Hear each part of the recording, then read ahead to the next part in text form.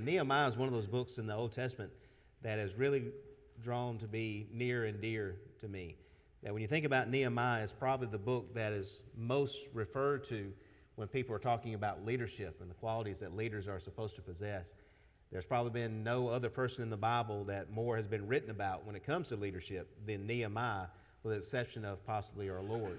And so when we look to this, it is something that is an excellent book to use to talk about leadership. And this morning I do want to use that principle, but I want to use it in a very specific way. And that is this idea of come and let us build the wall of Jerusalem. You see there in verse 17 that the people were a reproach, he says, and that there's so much desolation, there's destruction, the evidence is still there, and that we are in the situation we are in, and it's a dire situation because the walls have not been rebuilt, which is a very interesting thing when you consider that for 70 years the temple had already been rebuilt and the temple was in full operation, that Ezra had been preaching and teaching. So people were going to worship. And people were hearing the things of God, and yet they were still in distress. And they were still in desolation, and they still were a reproach. And the reason being, as Nehemiah points out, is because the wall had not yet been built. And the wall was made so that the enemy can be kept outside, and so that they would not any longer be attacked and harassed by the people of the land and the invaders that sought to take advantage of them.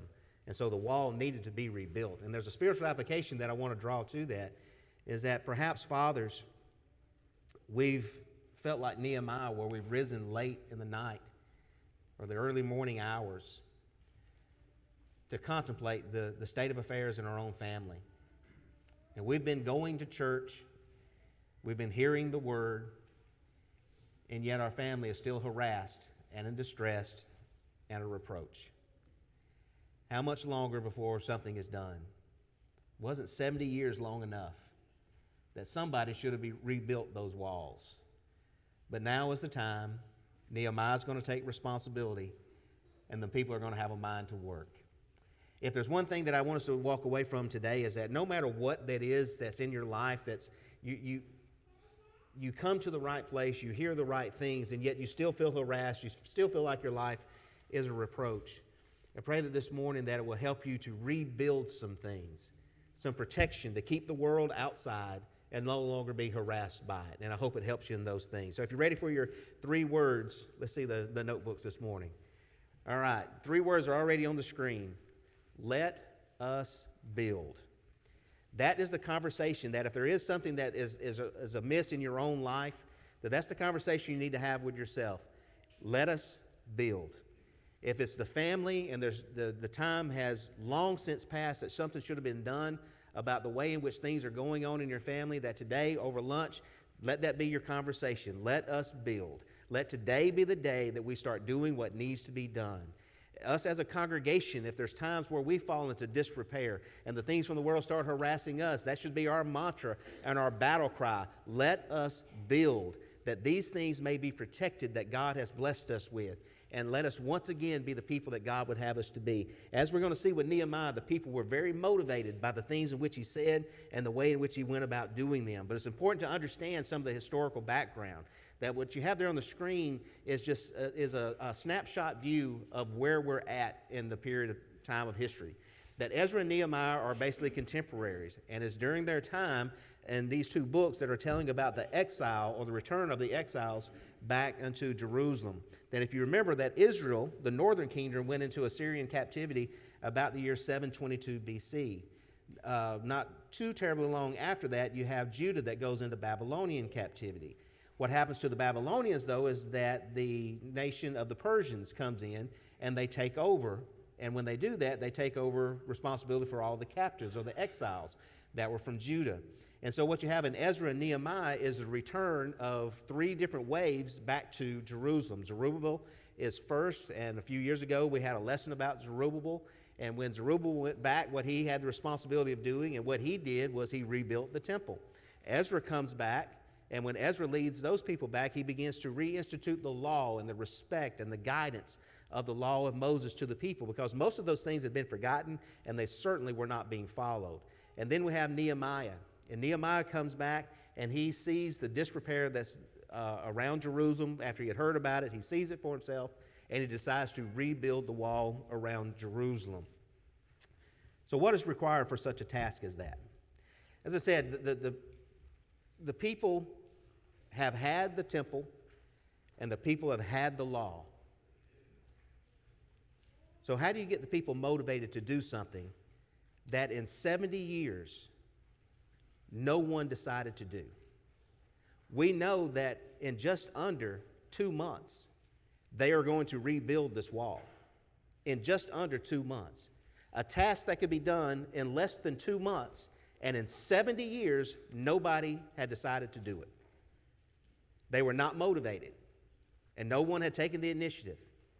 So when you've got that much time that has passed, what does it take to get people motivated to do something about it? I think one of the first things that we have to do when we talk about this idea of rebuilding those things that are broken is that in Nehemiah chapter 1, you see that he is somebody who actually does care about broken people because he sees the state of affairs in which they are in. In Nehemiah chapter 1, the first 4 verses, the word of Nehemiah, the son of Caskey, however you pronounce that, it came to pass in the month of Chislev, in the 12th year, as I was in Shushan, the citadel, that Hanani, one of my brethren, came with me from Judah, and I asked him concerning the Jews who had escaped, who had survived the captivity, and concerning Jerusalem. And they said to me, the survivors who are left from the captivity in the province are there in great distress and reproach. The wall of Jerusalem is also broken down, and its gates are burned with fire. So it was when I heard these words that I sat down and wept and mourned for many days. It says that he was fasting and praying before the God of heaven. One of the first things that we see is that Nehemiah himself is not the one who is in distress. He's actually in a very comfortable position right now. But he hears about his brethren and how distressed they are. And because of that, it's distressing to him, and he cares about the people. He asks about the people. How are they doing? And he realizes the state of affairs they're in, and he feels the pain that they are going through. Sometimes in our families, it may be that we don't feel the pain of what's going on, but our wife is hurting, or our children are hurting. But because I'm not hurting as the husband, as the father, I may not do anything about it. Or it could be anyone within that family. It may be also within congregations it can be that way. That, well, I'm not hurting. It could be also that an eldership, that, well, the eldership is not in pain about this thing. This is something that's going on with the sheep. But as you know, shepherds are supposed to care for the sheep. It may be that the deacons, that they might not see that there's a real need for this work that needs to be done, but there are members who are hurting because that work is not done. And if they don't care, they're not going to be about doing that work. It could be the same for the members, that the members of a congregation are supposed to weep with one another and rejoice with one another. But if we don't feel the pain of others and the things that they're going through, how can we ever react the way that we're supposed to, and especially be of service to them? All of these things are essentials when it comes to doing the work that God would give us to do. Nehemiah cared so much about the people that he was not just going to do something about it, but the very first thing that he does is he starts to pray. And you see this with Nehemiah throughout the entire book, that he is a man of prayer and is always going to God in prayer. He talks about it at the end of verse 4. He was fasting and praying. In verse 5, he's praying to the Lord God of heaven, and he recalls to mind the covenants that God had made and the promises that were there. He asked in verse 6 for God to be attentive and his eyes open, that he may hear the prayer of your servant that he's praying. And notice in verse 6 that he's praying this prayer day and night, that he is persistent about that thing. It's not one that he does just in passing, but he is always praying for his people night and day. And he also cares enough about the people that he says, I know why we have been put into captivity to begin with. And the reason that we are there is not because of a lack of material. It's not because of a lack of a plan on how to rebuild the wall. The reason that things are in the situation and the state of affairs that they are in right now is because of this, sin. The sin that Nehemiah says that he has committed and that his fathers have committed. It was because of sin. And that was the first thing that needed to be dealt with. It's so interesting that sometimes we become tired. We get discouraged and we get disheartened. And if you ever felt like you're the only one that actually cares about doing what's right, that maybe within your family you feel that way. I'm the only one who is actually actually cares about doing what is right. Sometimes people have said they felt that way in congregations, That why is it that I feel like I'm the only one who cares about this, that wants to do what is right? And you get tired and you get discouraged. You think about people like Paul in 2 Corinthians 11, as he gives a detailed list of all these different things that he had went through and all this horrible suffering and persecution that he endured because of his work for Christ. And I'm sure that Paul was tired, because he actually mentions the idea of being without sleep and in distress constantly, always seeming to be on the run. But you notice what he says in verse 28. But this is the thing that comes upon me daily, my deep concern for all the churches. No matter what you might think about Paul's writings, even in the first century there were people who criticized both his demeanor and his writings. But no matter what you thought about Paul, one thing that you could not say about Paul was that Paul did not care. Paul cared deeply for the brethren, and he put himself to the hazard because of that, and he gladly did so. But we also know from Psalm 127 and verse 1 that unless the Lord is the one who builds the house, they labor in vain who build it. Unless the Lord is the one who guards the city, the watchman stays awake in vain. That things had to be dealt with and things had to be overcome. So in verse 11, he prays for success in moving forward and also in approaching the king. And that gets us into chapter 2, which tells us another thing that's required if you want to really motivate people to take action. And that is that there's going to have to be some great sacrifices. It comes at a great cost. At the end of chapter 1, you see that Nehemiah says that he was the king's cupbearer. That phrase is one that's put there almost in passing, but it's one that has great significance. The cupbearer was somebody who was usually picked because he was handsome, someone who was pleasing to the eye, because the king didn't want somebody coming before him every day to give him his food that would not be pleasing to look at, that you wouldn't want to take food from them. And he had to taste the king's food and his wine. And so these were things that Nehemiah was used to, the best of things, the best of food, the best of drink. He would be dressed lavishly, so he had the best of clothing. He stayed in the king's quarters, and so he would have the best of the places to live. That he was well trained in etiquette and was often associated with being someone who would be a close companion even to the king. And so he was someone, as I said at the beginning, was not someone who was in distress himself. He had it good. But Nehemiah was going to give up all of these things so that he might go back to Jerusalem and see what was going on. And so he was giving up sleep during the night for 3 days as he pondered the state of affairs within the city. And he kept these things to himself for a time as he's planning and devising what it is that needed to be done and how it needed to be done. It's been said that if you aim at nothing, you will hit it every time.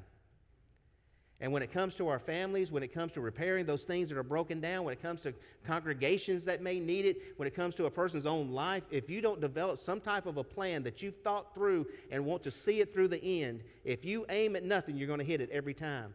The reason that most of our lives have not been fortified by a wall is because we've never planned on building one. We've never come up with a way of doing it. We keep coming to church, the right place. We keep hearing the right words, the words that are from God, and yet we're still a reproach, and our lives are still broken down. And why is that? The reason being is because this wall of protection has not yet been built. We allow ourselves to be continually harassed by the world, and the invaders take advantage of us constantly.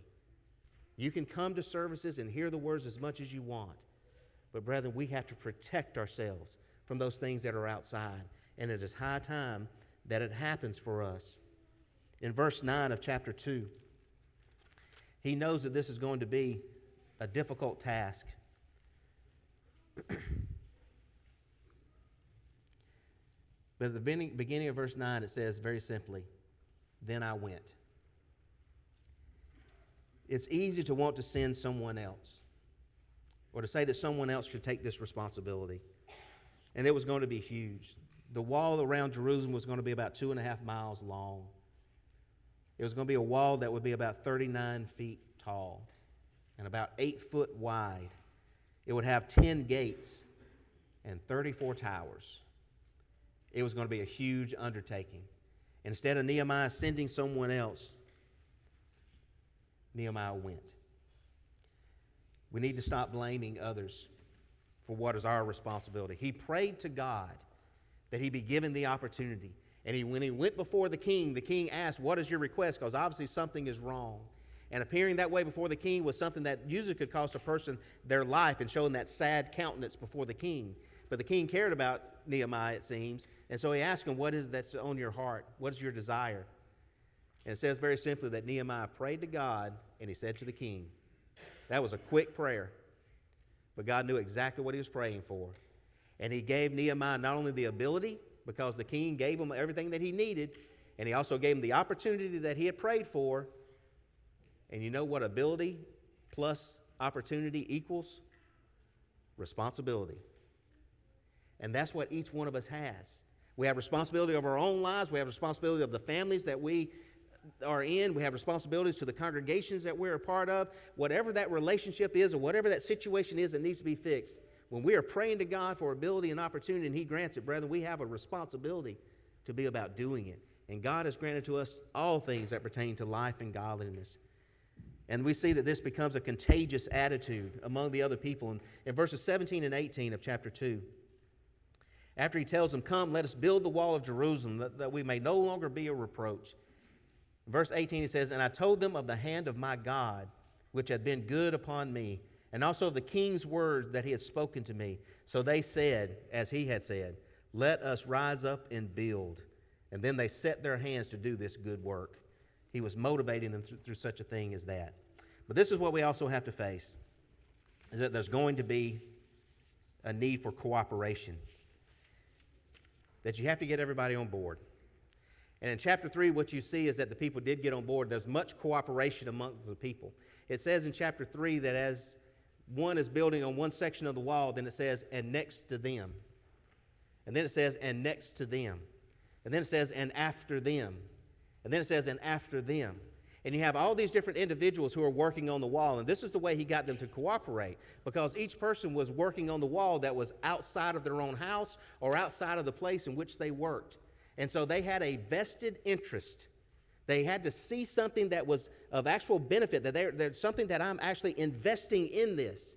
And if it's something I'm investing in it, I want to see a profit. I want to see it turn out good. And so he put them to the work in such a manner as that. Ephesians chapter 4 is a beautiful chapter. This has become one of my favorite passages in all the scriptures, because early on as I studied this passage, it was so very evident that God says, look, there's no secret to spiritual growth. There's no secret to growing the body of Christ. Here's the secret. Everybody needs to be invested.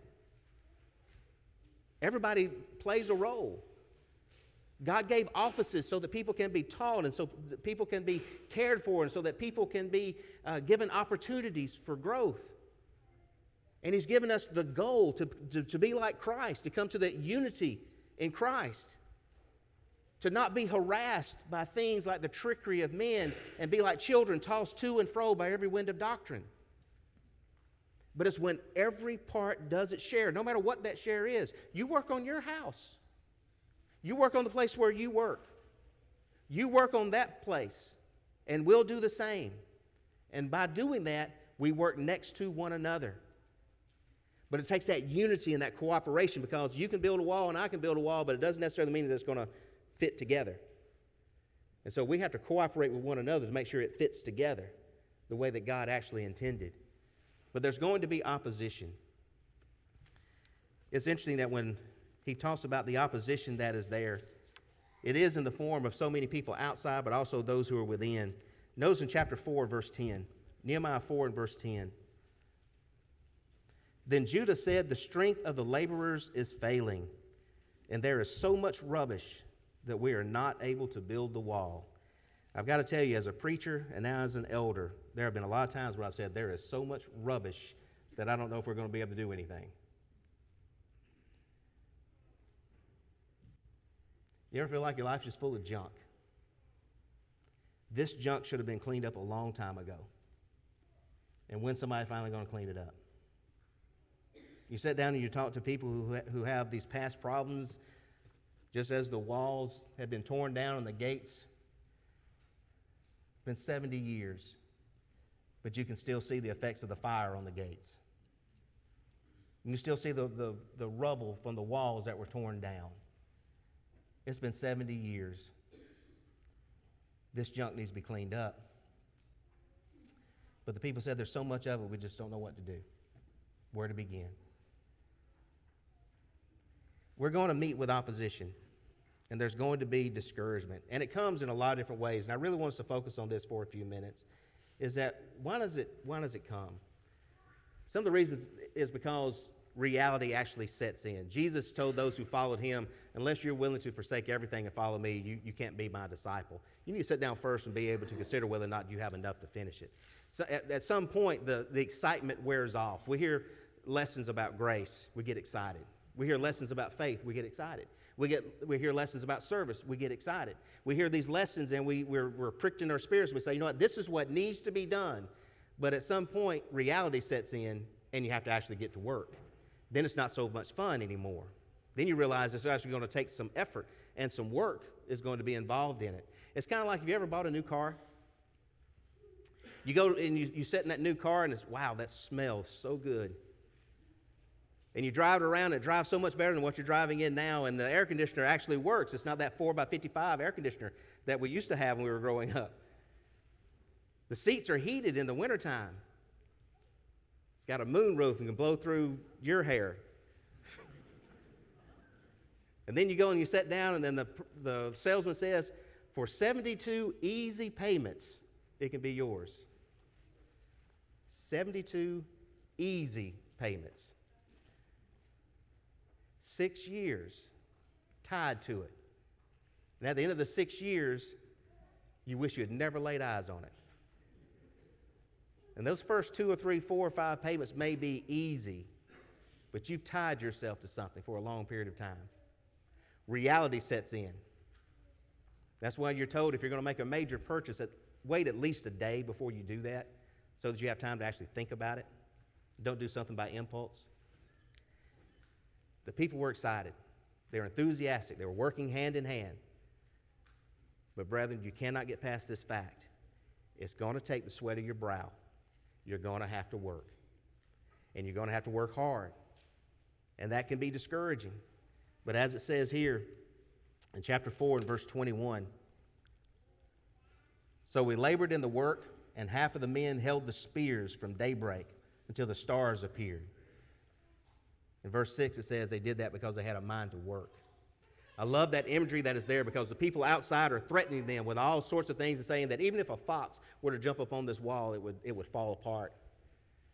So the people had a spear in one hand or sword in one hand, and with the other hand they worked.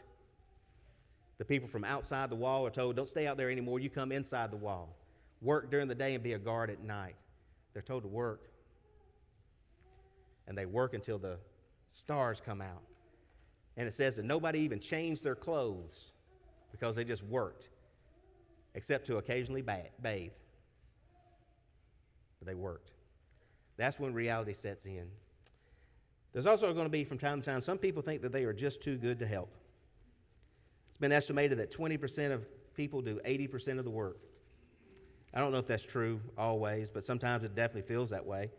Paul said in 1 Corinthians 12, there's going to be times where people will look at others and think themselves to be superior because of whatever position in the body that they have. And Paul says that's simply not true. Everyone is needed.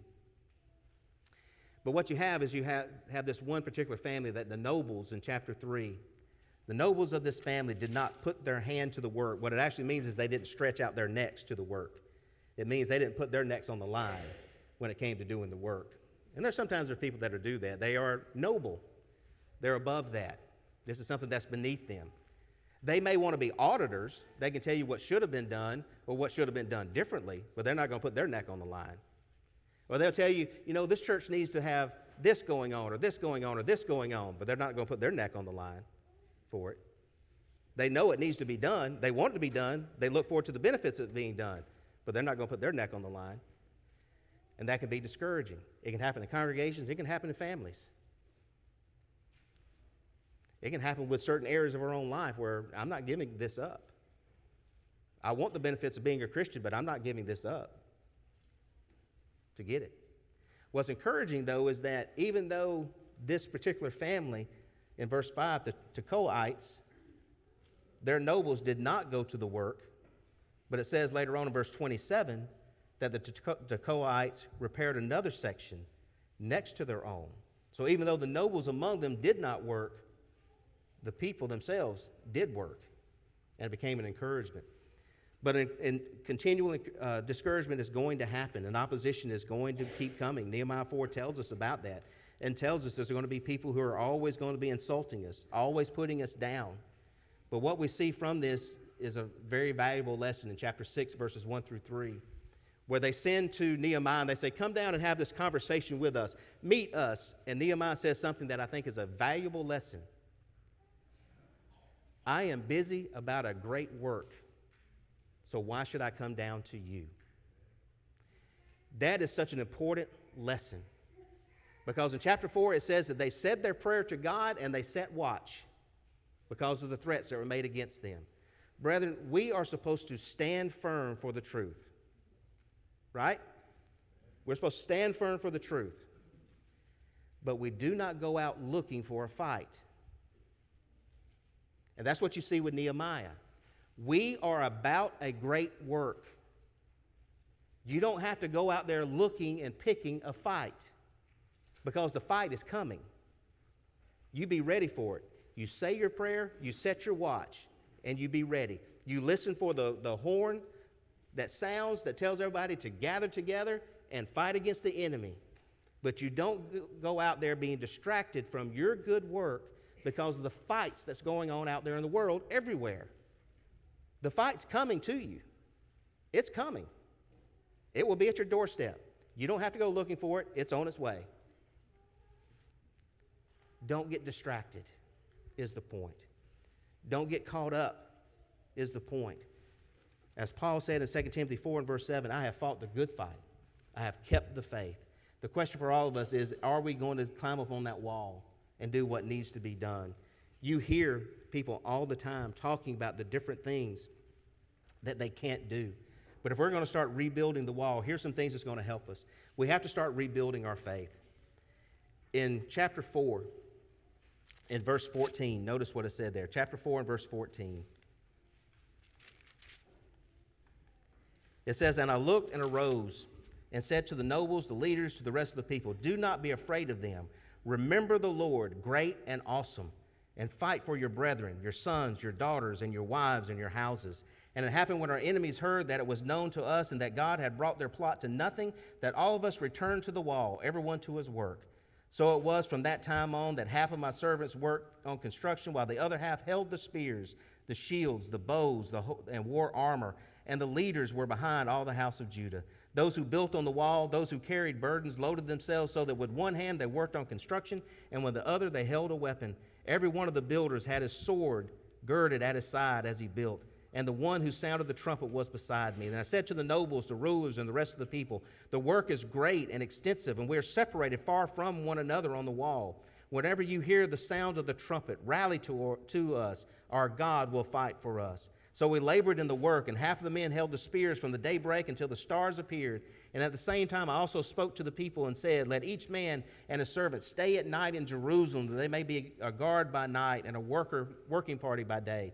So neither I, my brethren, my servants, nor the men of the guard who followed me took off our clothes, except everyone took them off for washing. And that was it.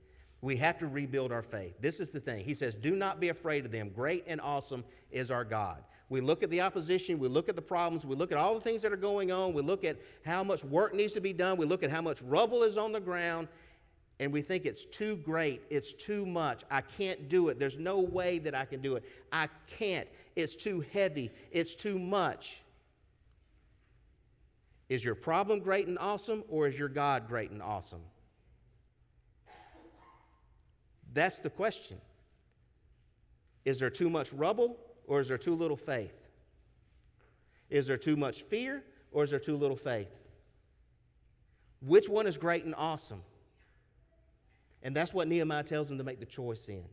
He also tells them that if you're going to fight, remember what it is. So he speaks about rebuilding their hope. Remember who you're fighting for. Your wives, your children, your countrymen, for your God. Remember who you're fighting for. Nehemiah is letting them know you are not rebuilding a wall. You are building a future. The reason why, fathers, we need to get the sin out of our lives is because we have children who are following in our footsteps. And we need to make sure that sin is not in their lives. The reason, mothers, you are fighting is because of the children that you are raising. The reason, children, that you are fighting is because one day you're going to be in the same position as your parents. The reason that we as a congregation are fighting is not because we just want to be known for something, but because we know that we have a responsibility in this community, and we have people who are growing and maturing within this congregation that we have a responsibility for. We're rebuilding a hope. I look at the world and engage in what's going out there, I lose all hope. But when I see us building a wall here, it gives me unlimited hope. Because I know who these young men and women are going to one day be. They'll be behind this pulpit. They'll be serving as elders and deacons. They'll be teaching classes. They'll be in the homes of one another, comforting. They're going to be servants. That's what we're doing. And lastly, he rebuilt that togetherness, that idea of being together. Satan wants us to think that our work is insignificant, that it means nothing. But brethren, whenever we engage in the work together, the things that are a blessing to some today will become a blessing to others tomorrow. A threefold cord is not easily broken.